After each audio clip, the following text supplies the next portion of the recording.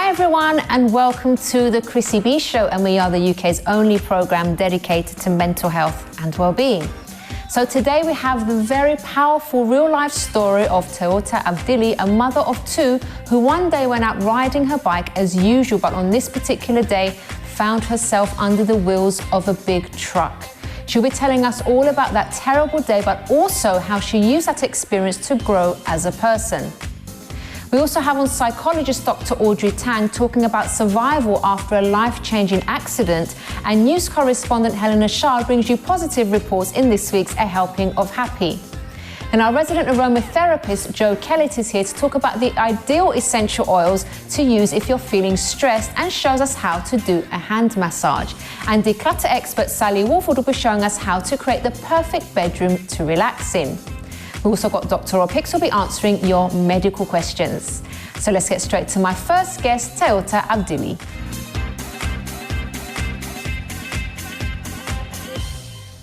Welcome to the show, Teuta.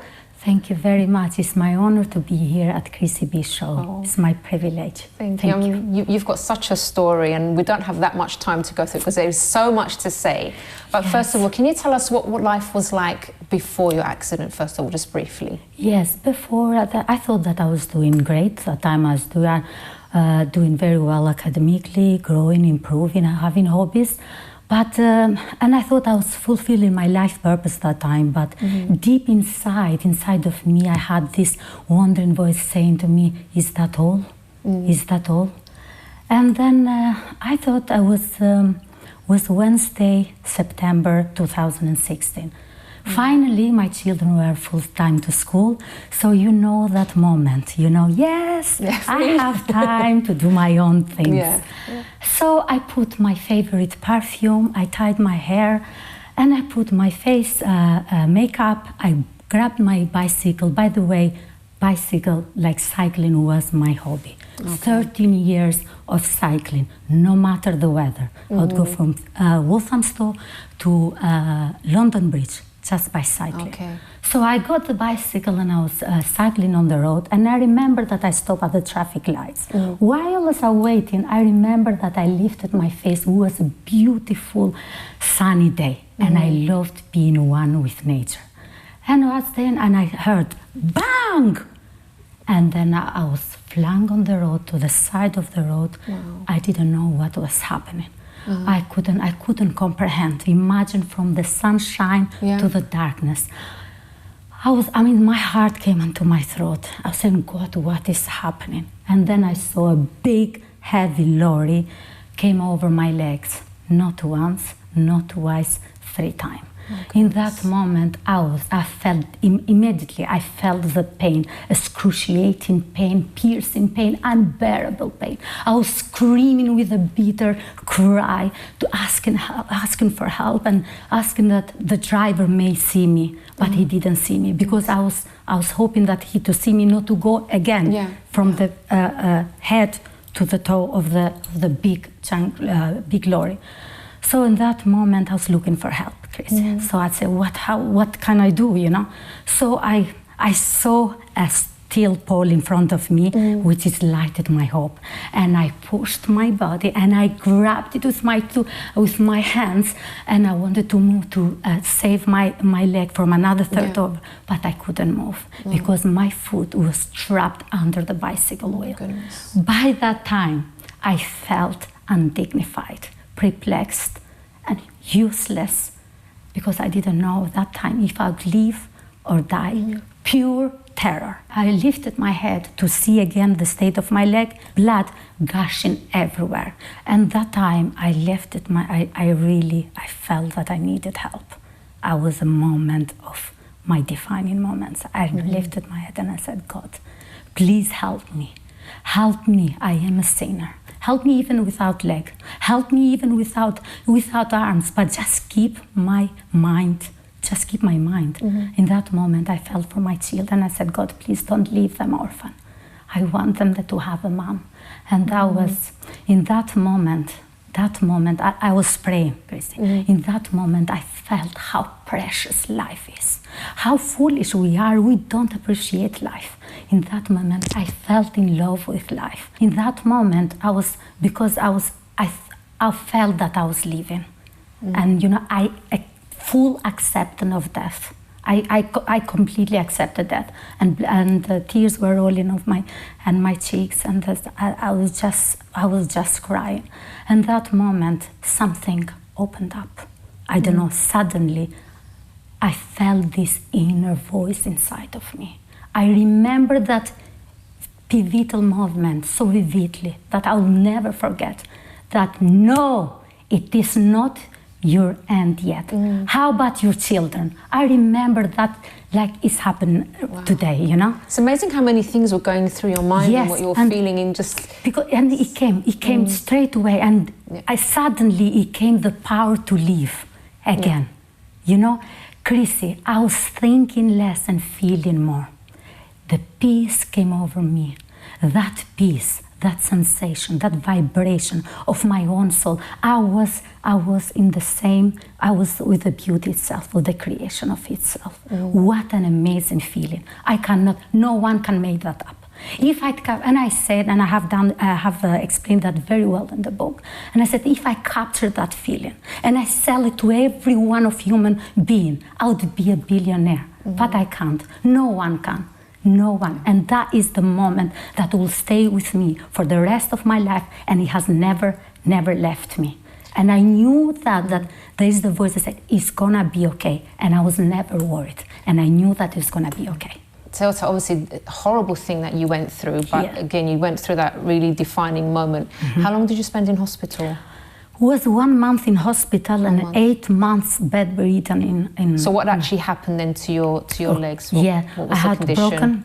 I had broken ankle, and they had to take a bone from my hip to put it there because it was broken, and meat from my skin graft from both sides, from my here as well, and I was like, I lost count how many times I went in on that and came out. But I remember one was 12 hours, 9:30 in the morning until 9:30 in the evening. Wow. And everyone thought that I would never come out of that hospital door alive. But it's amazing. I don't know, even the doctors, even the nurses said, where does the strength come? Where this strength comes? I mean, I said, it's not me. It's someone who is in me that is greater than everything. And that gives me strength. That was my defining moment, Chrissy. And after the accident, I really had to think about my life. Because I was in everything. I had compassion, I feeling in love with life, and I was happy that I was alive. In everything, every morning, there is no morning that I'm not conversing with God to say, God, thank you for the beautiful day. Thank you for the beautiful creator. Look, the air that we breathe, but we don't realize that the air we breathe is so precious. And I say that our life is not defined by how many breaths we take, but the moments that take our breath away. And when I think of that moment, I always become breathless. When I think of that moment, it reminds me of the day that I was laying down on the ground. I said, Teuta, please remember that day. I know that I was saved for a reason. I am a living testimony. And I am 100% that God saved me for a reason. And it's that at those times that when I was recovering, 8 months of recovering, I would say was the best time ever in my life. I would not change for nothing. What happened with the actual walking, learning to walk and stuff like that? It took time. It took time, 8 months, Chrissy, because I had an open wound as well. And the doctors were very concerned about if I put full bearing, because the wound could open. The wound itself, it took a long time. 6 months to heal, to cover completely, and it took so long to recover, and was like walking again. Was the first walking. It's amazing feeling, you know. It's amazing feeling. Has it put you off riding a bike now? Do you do other things now? It's not that I'm afraid of cycling. It's like I just don't think that London is designed for cycling. It's not safe. What it made me to think that is because I was stationary. I was not even cycling, that's the thing, I was in traffic lights. When I was waiting, and the driver came the right-hand side and just knocked me off, So that's what it makes me one, not because I'm afraid. That one and the movement of, I don't have full movement of the... Speaking about the driver though, what did you feel towards him? I have forgiven him. Many times that you said that people have stopped me and said, Teuta, what about the driver? Have you forgiven him? Look what he did to you, because they will look at me with the wheelchair and, starting heaven. And I said, of course I have forgiven him since the day that the accident happened. Because I say, okay, maybe he may not have suffered physically, but emotionally, yes. In fact, not only that I forgiven him, but I pray to God he can forgive himself, because that is very important as well. Amazing. And that's what I say. I say to people that do what is good, what is pure, what is lovely. Experience that the praiseworthy and what is excellent. That makes the person. That not what comes inside that defiles it, what comes out. And our words can be our reality, can be who we are. Now you've actually written a book now, haven't you? So can you tell us the title? Born to Stand Out and Not to Fit In. Born to Stand Out and not to fit in. Brilliant. Yes. Brilliant title. And have you spoken about your experiences in that book? I have.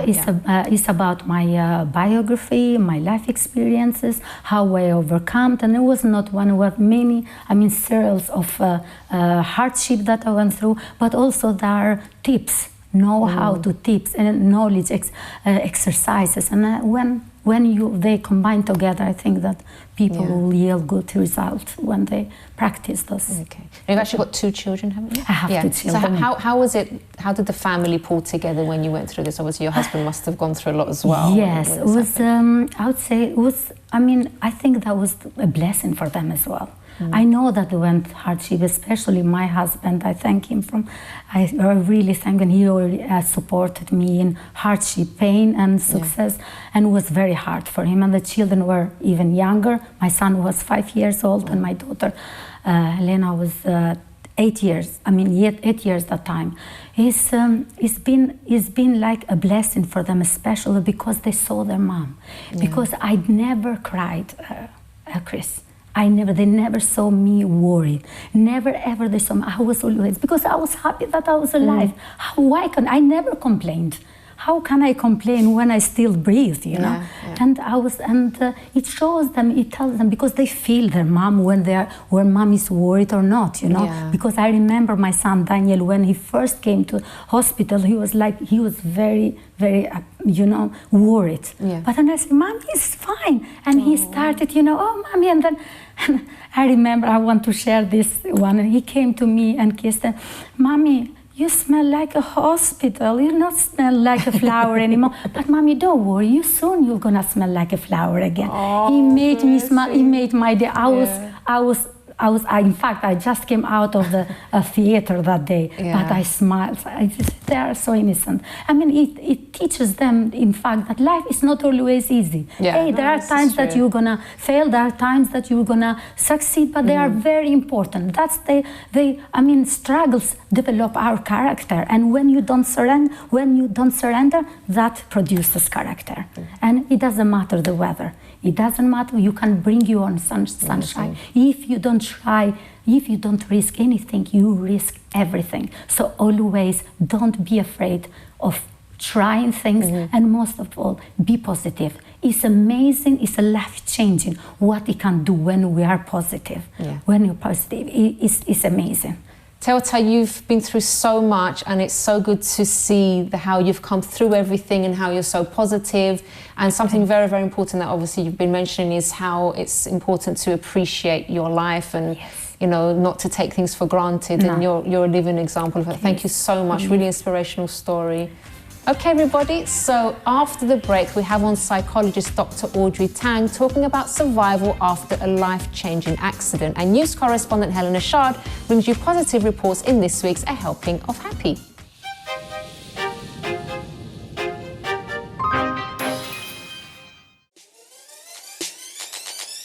So let's go inside and see what's happening.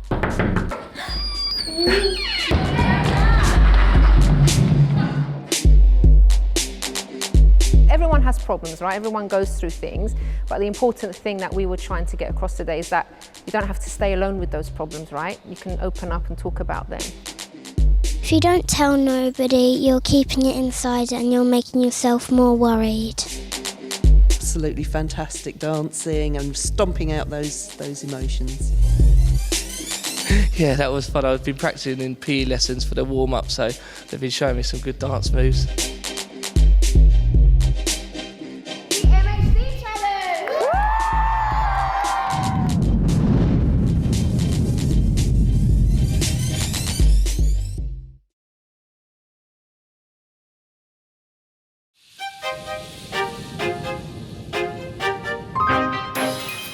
Welcome back to today's Chrissy B Show, everybody. So now I have with me Dr. Audrey Tang in this week's Psychology Matters. Welcome to the show, Audrey. Thanks for having me, Chrissy. So we had a very powerful real life story before the break, that of Teuta, who was knocked over. She was actually stationary at the traffic light, which was amazing. You know, I can't understand how that happened.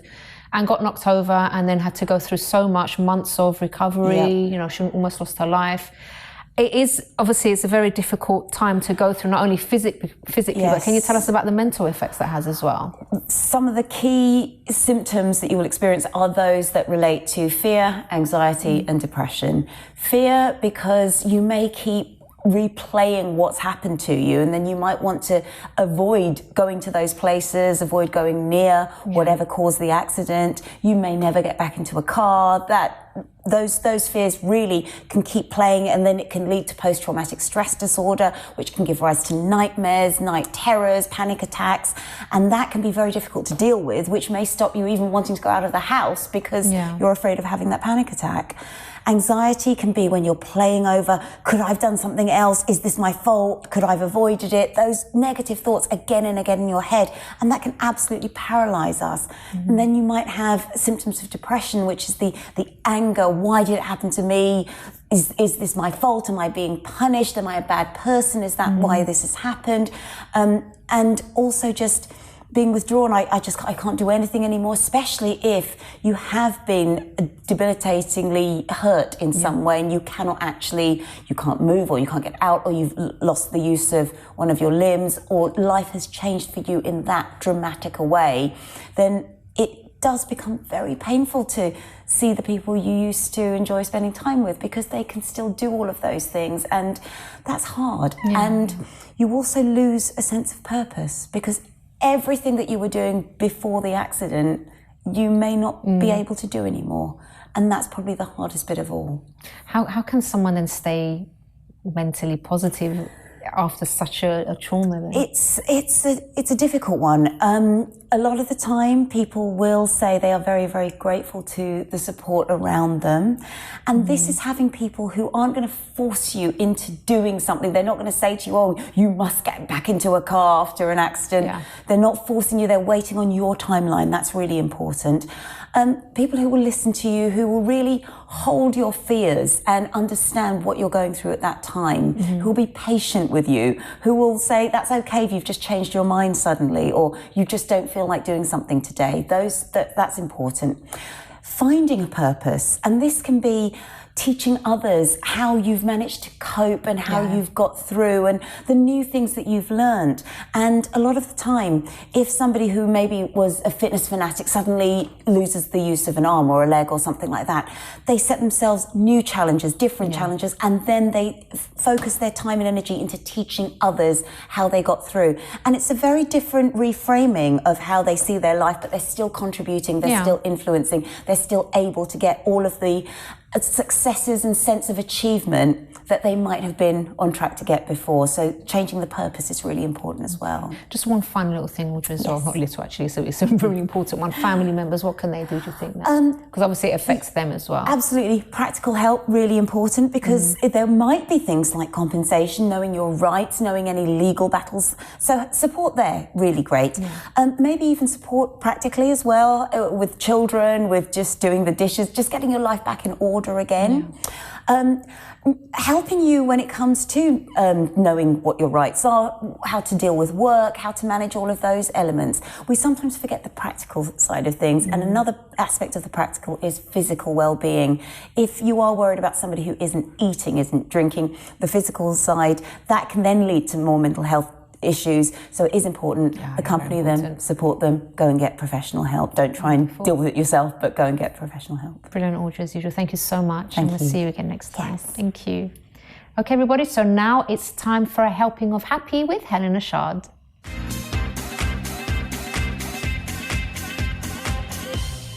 Welcome to the show, Helena. Thank you, Chrissy. Hello. What do you have in the news for us today? So very inspiring stories, as usual. So beginning with PC Stephen Croshaw, who's 46 now, based in Warwickshire. He's been sharing his story on social media, and it has, I think, been incredibly inspirational for lots of people.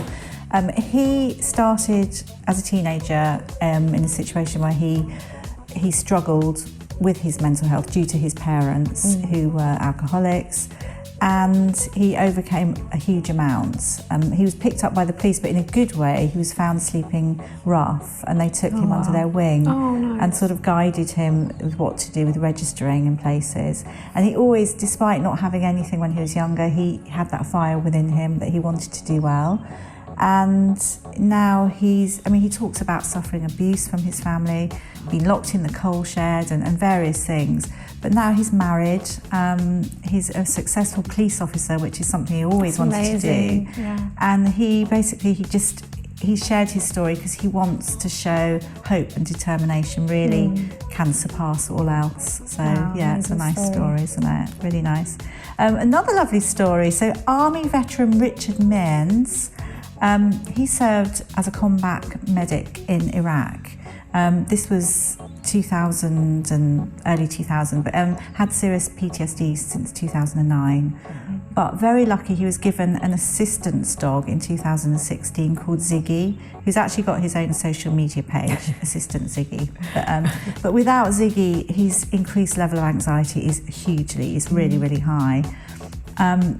And Ziggy can actually smell when he starts to get stressed. The dog knows before he does, which is amazing.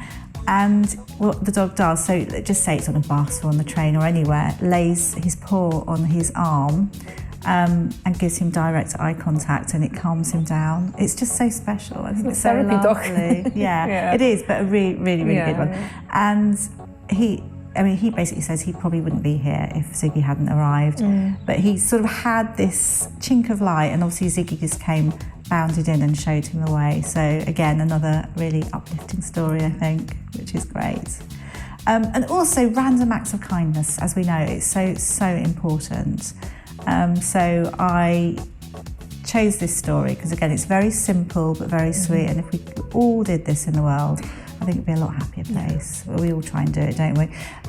So 8-year-old Christian Moore started back at school. He's in the States, in Kansas, and he saw another little boy curled up sort of outside the grounds, crying and just not coping very well. He didn't think very much of it and just went up to him calmly and tried to appease him and chat to him, and just took his hand and walked into school with him, which was just so sweet. And his mother shared it on social media, and it's the little boy is 8-year-old Connor. His name is Connor Kreitz. He has autism, and he was completely overwhelmed that it was his first day back at school, and now the boys have this inseparable bond. It's lovely, and it's just so sweet. And it's just lovely to think that Christian at his age could inspire so many people. And as we know, one act of kindness can change someone's life, and actually can change the world. Yes. So I think that definitely deserves to be on the Chrissy That's a story of the week. I think so. Of the month, definitely, even. I think so. I think this is where we start the Chrissy B Show Hall of Happiness. Yes. And it goes straight into that, I think. Definitely. Helena, thank you so much, my love. Thank you. And we'll see you again next time. Definitely. Thank you. Okay, everybody, so after the break, we have on our aromatherapy expert, Jo Kellet, to talk about the ideal essential oils to use if you're feeling stressed. And she's also going to show us how to do a hand massage. and declutter expert Sally Walford will be showing us how to create the perfect bedroom to relax in.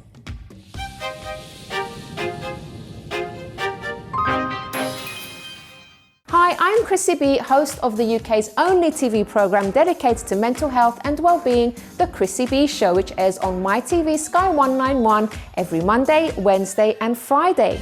Follow our social media on YouTube, Instagram and Twitter at Chrissy B Show and our Facebook page, The Chrissy B Show. For more information, visit chrissybshow.tv.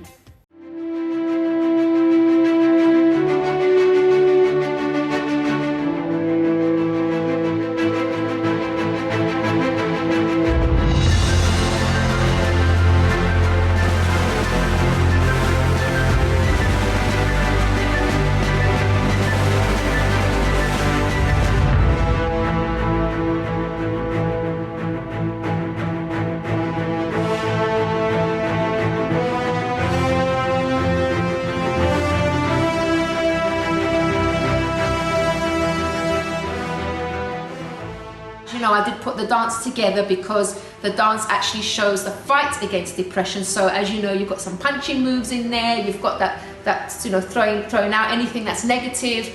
So when you're actually doing the dance, just remember that the reason behind it is like you saying, I don't accept to be put down by any kind of problem and I'm going to fight back. We think it's a really, really important thing for them to be aware of being mentally and emotionally well as succeeding with their academic success. So when we heard about this dance, we just thought it was amazing. We like to encourage students to open up if they are going through any problem and let them know that it's okay to talk, that it's okay if you're going through a problem, it's nothing to be ashamed of.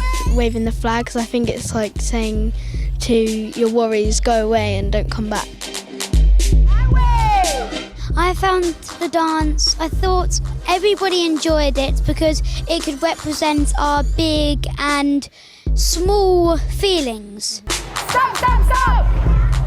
Stop, stop, stop, step back and point and wave!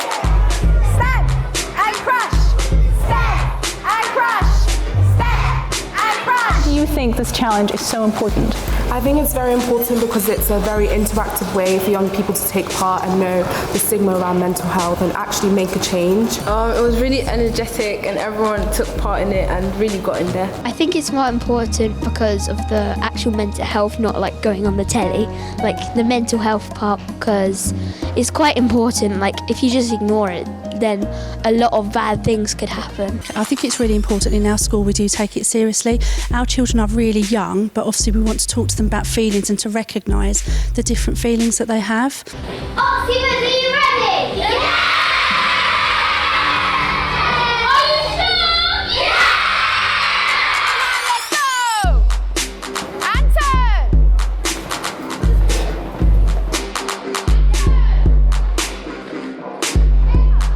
2, 1, 2, 3, get up! Great pleasure to present you with our official Chrissy B Show participative certificate. Thank you very much. Well done.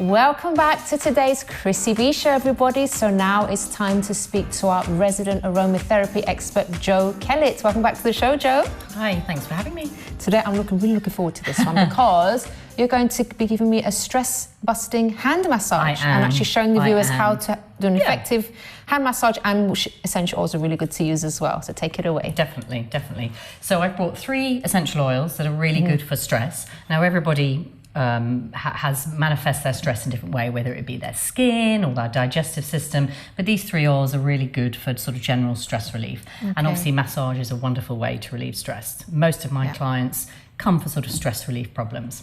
So I'm going to make up a little blend for you and then we're going to do a hand massage. So you need to measure out 20 millilitres of base oil.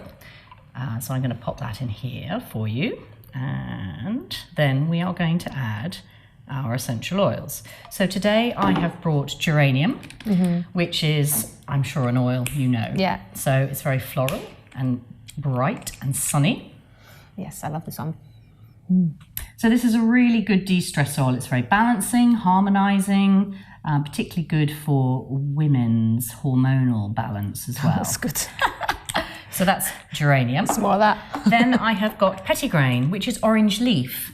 So this is citrusy. This is so nice. It's beautiful. And I'm going to put 4 drops of this. So this is orange leaf oil. It's got a sweet citrusy smell, but it's got a drier smell because it's a from woody the leaves. kind of smell as well, yeah. And then I brought mandarin. Mandarin, another citrus one. And I'm also going to put 4 drops in total. So in 20 ml, that's 10 drops in total, which gives you a dilution of 2.5%, which is a safe dilution for massage. So let me give that a little swirl.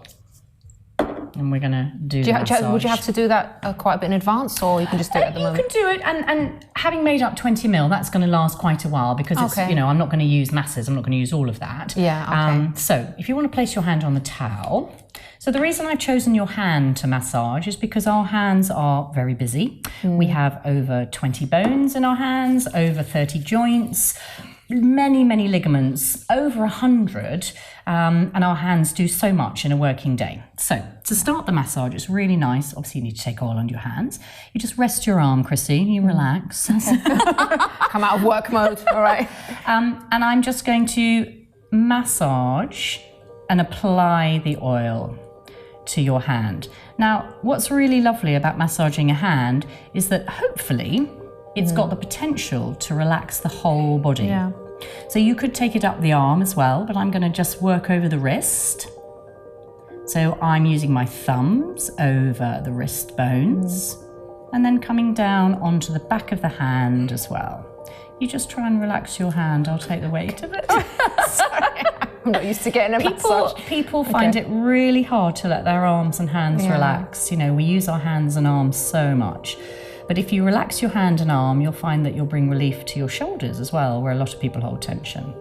And I'm going to run my thumbs up between the bones of the hand. So our finger bones actually go from the tip of our fingers all the way up to our wrist. So I'm working in between. If I can just bring your hand, that's lovely. Feeling a bit sleepy, guys. Good. So this is really easy to do. You could just sort of, have a little play. It's lovely, obviously, to get somebody else to do it. It's much nicer to get somebody else to massage your hand. Then I'm going to work each of the digits individually. It's really important just to work down the fingers. You don't want to sort of be twisting the fingers or pulling them too hard. Again, our fingers are very strong and they do a lot, but we want to be respectful of the movement they are designed to do. This is lovely. I mean, even without the massage, just the smell's already relaxing. And then on top of that, the lovely massage as well. So I'm like, wow.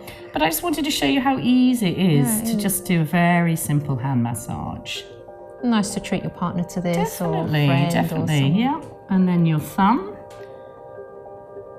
And then I'm going to gently turn the hand over and work into the palm of the hand. Oh, that's nice. That is really nice. Wow. Yeah, it is, isn't it? It's really surprising how easy it's to do, but also how powerful it is. Just wish I was laying down. And then relax your hand again. And then you can knuckle into the palm as well. Wow. This is so nice. You see, guys? Super simple. Super very simple. Effective. Really easy treat to someone do. to this. And then I'm going to turn the hand back over. Let your arm relax again for me. And finish off just by holding the hand and resting. I love it. It's good, isn't it? Yes, thank you, Jo. Easy peasy, you're welcome. And obviously you can use this obviously for any massage. Definitely, yeah. So 20 ml of base oil, 10 drops of essential oil in total. And that will give you the right dilution. Thank you so much, Jo. I really enjoyed that. You can do the other one during the break. Yeah. Later on. Okay, everybody. So now it's time to go to our declutter expert, Sally Walford, and she's going to be showing us how to create the perfect bedroom to relax in.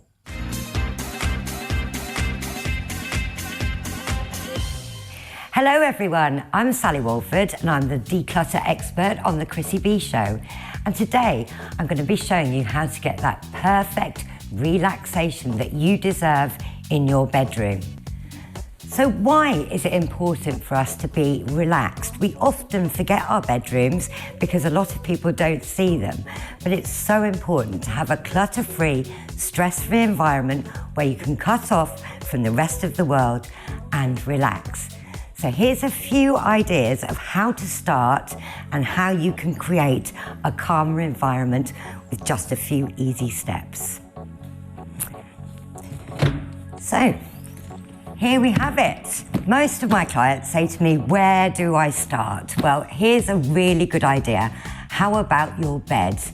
The bed is the most important part. Always make your bed in the morning. And underneath your bed, this is where we're going to have a look now. So it's that time of year where we're going to start changing our seasons over, sadly.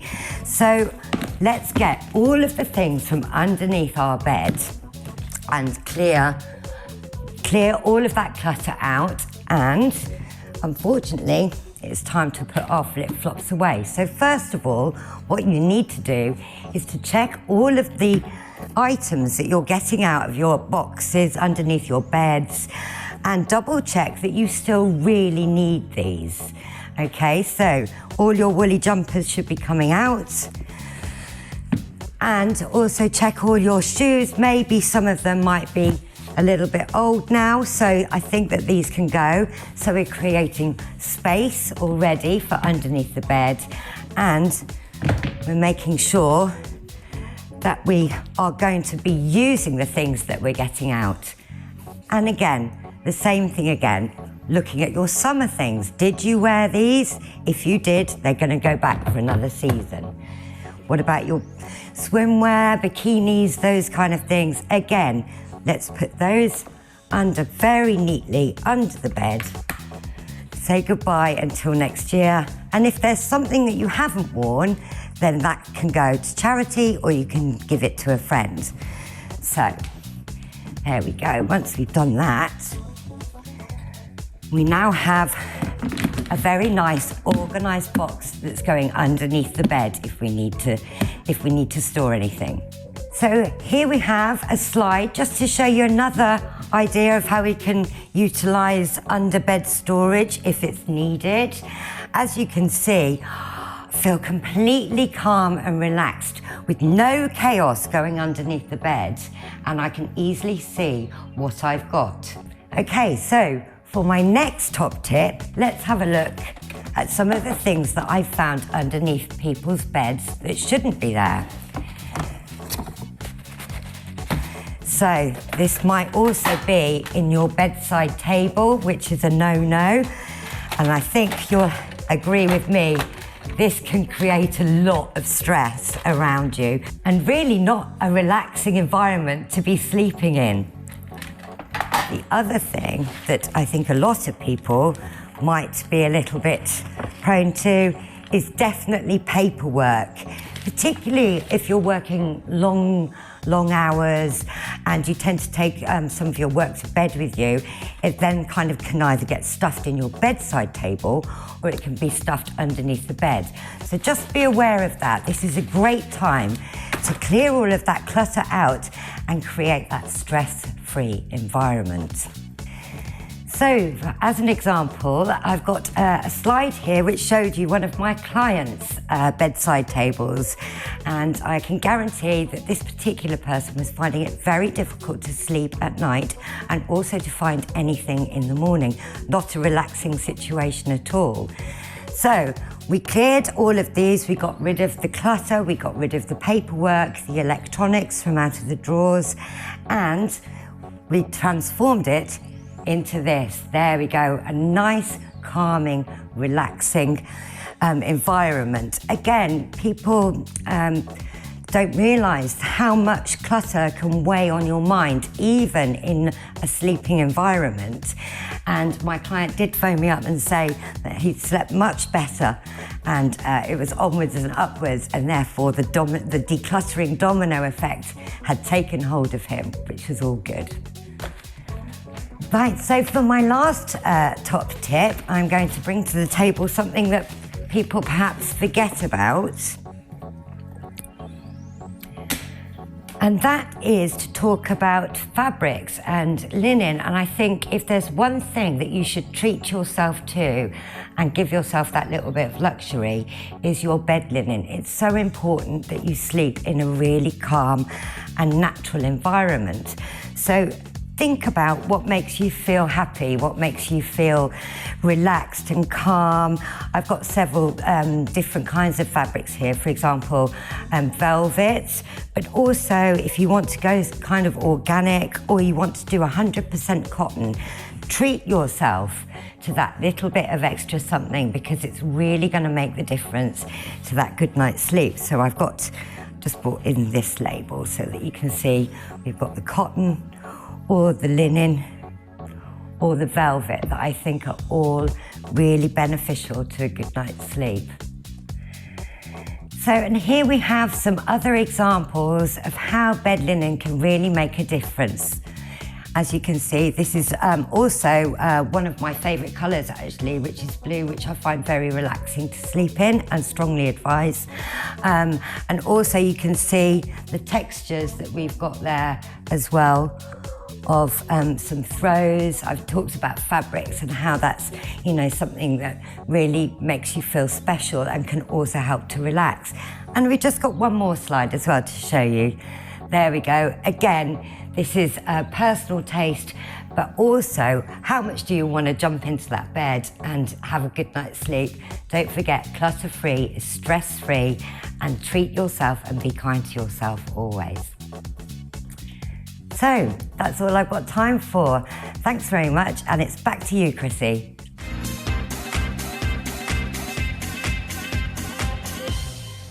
Thank you very much to Sally there. So after the break, Dr. Rob Hicks will be answering your medical questions, including this one. Why is my toenail going black? Find out the answer after this break.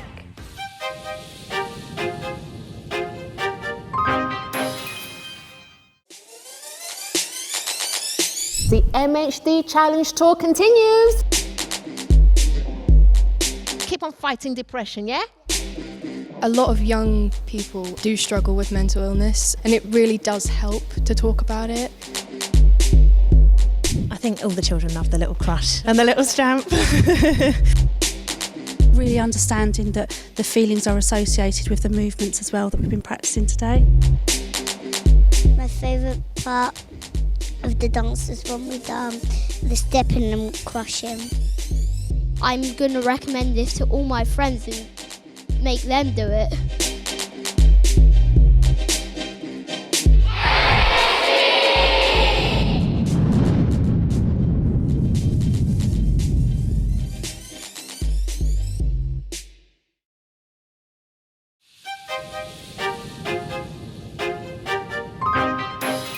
Welcome back to today's Chrissy B Show, everybody. So now it's time for Doctor's Answers with Dr. Rob Hicks. Welcome to the show, Rob. Hi, Chris. How are you? I'm very well. How are you? Keeping fit. You look very fit. I've been running again. Yeah, you started the Couch to 5K. Yeah, so I'm into week 2 now. And, wonderful. And actually at the point where I'm looking forward to the next run rather than dreading it. I have to say, I finished mine. I finished last week. Yes, so yeah. I did post a video on our social media account saying that I'm glad I did it, but I don't think running's quite for me. I'll do probably shorter bursts maybe, but at least I did it and I could actually breathe properly by the end of it. Good so for you. Well got done. better. Congratulations. Thank you. All right, so first question. I have put myself forward to be a kidney donor for my brother. I am 65, female, and he is 66.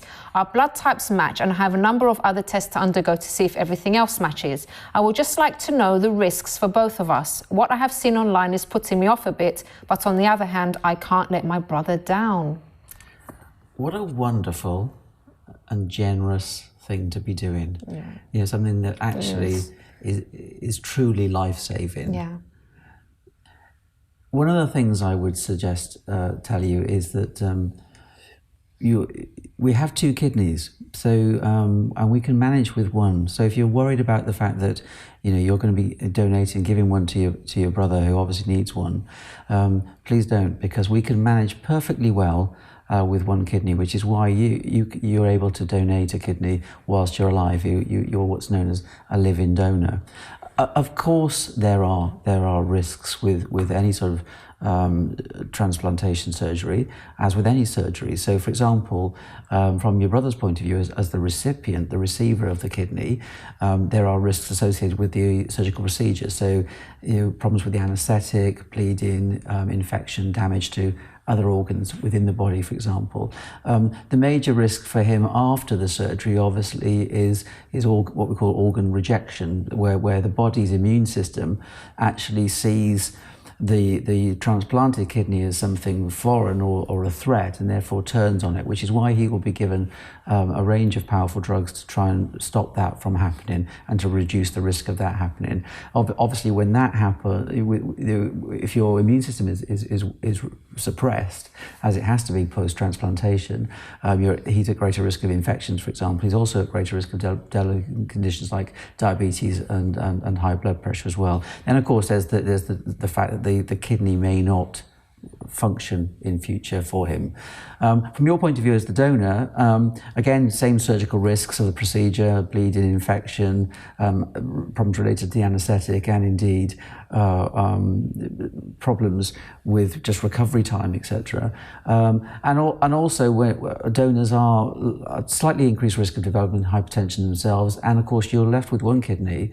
So if that kidney gets damaged, you may find yourself in a situation where you as well need a transplant. But reassuringly, and I want to reassure you about this, the most people who donate an organ, a kidney, do not suffer long-term health problems. And the reality is there's a shortage of organs. There's a shortage of all organs for transplantation. There's lots of people, so it's great that you're doing it. And I would encourage anybody, when they have the opportunity, to be on the donor list, on the register here in the UK. And just, I think it's heartwarming what you're doing. But be ready to ask any questions of the team. They have the transplantation team. They have loads of information. They will have been asked the same questions time and time again, and they will not mind answering the questions you have and putting your mind at rest. Lovely. And next question. The nail on my small toe is starting to go black and I'm rather worried about it. I'm not in any pain and the toe feels perfectly normal. So why could this be happening? It's a really good question. Yeah. I think I've got the answer. Okay. The likelihood of this is a collection of blood under the toenail called a hematoma. Subungual hematoma is the medical term. It's a bruise, basically. And the most common reason for this happening is trauma to the toenail.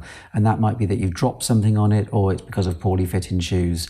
And generally speaking, this condition is harmless and it resolves over a period of time as the nail grows out. And I had this only 2 years ago, and it was fascinating actually watching the progress of this blood, this darkening grow out. It took about 6 months. Okay. It is important that if you can't relate it to any sort of trauma that you get, or you're concerned about it in its appearance, you get it checked by the doctor, because rarely a black mark under the nail could be a type of skin cancer called a malignant melanoma. It's rare, but if it should be the case, it needs treating. And I hope it's not the case of what I saw once in practice, which was when basically the darkening wasn't under the nail, it was on the nail, and it was a result of shoe leather. And I solved the problem really quickly. I got a wet wipe and I cleaned it off. Wonderful. Rob, thank you so much. You're welcome. And we'll see you again next time. Yes. Thank you. Okay, everybody, so now it's time for my final thought of the day.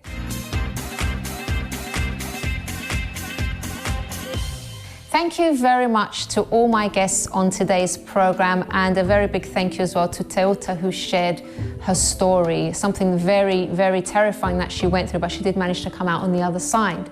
So what I'd like to highlight from her story is the attitude she had towards the experience that she had. So such a terrible accident, went through so much pain, so much fear, and instead of then thinking to herself, why has this happened to me? What have I done wrong? All those kind of very negative and unhelpful questions, even though, of course, naturally we do go through these kind of question ourselves sometimes when tragic things happen. However, she reframed everything and she was actually grateful to be alive. Life for her then became much more meaningful, and she was able to remain positive about the whole situation. So if you have been through something traumatic like that, instead of keep sort of playing over in your mind what happened and why did it happen and asking yourself all these questions, that doesn't actually help at all. Try also doing the same thing. Of course, you have to get the help if you need it. If you need support, obviously make sure you get that support. But the way you think about the situation from now on will have a massive impact on your recovery. Well, everyone, we have reached the end of today's program, but if you have a story that you would like to share, do get in touch with us by emailing info@chrissybshow.tv. You can also tweet or Instagram us at Chrissy B Show, or leave a message on our Facebook page, The Chrissy B Show. Till next time, bye for now.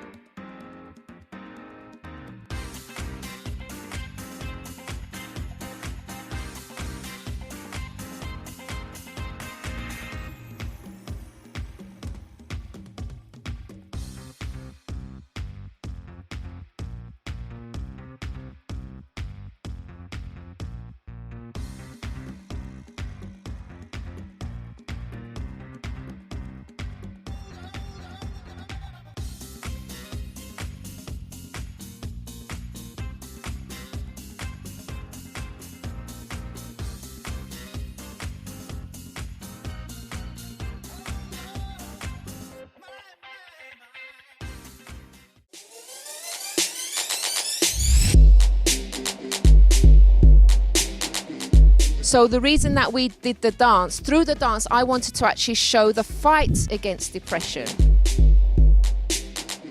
The dance is so symbolic. Waving the flags, I think it's like saying to your worries, go away and don't come back. I did like the dance and everything. For example, this move, does anyone know what this one means when you do The depression out and all the sadness out and like all the scariness out.